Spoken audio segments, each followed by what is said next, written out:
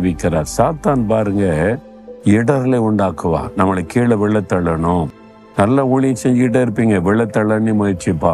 உங்க பிசினஸ்ல வளர்ந்துகிட்டே இருப்பீங்க, பிசினஸை விழத்தள்ளன்னு ட்ரை பண்ணுவான். வேலையில ப்ரொமோஷன்ல போய்கிட்டே இருப்பீங்க, அதை விழத்தள்ளன்னு முயற்சிப்பான்.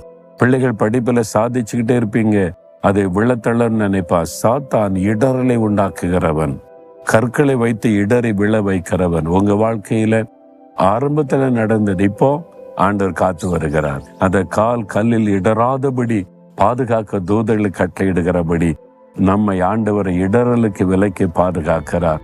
இதெல்லாம் நினைத்து நம்ம ஆண்டவருக்கு நன்றி சொல்லணும்.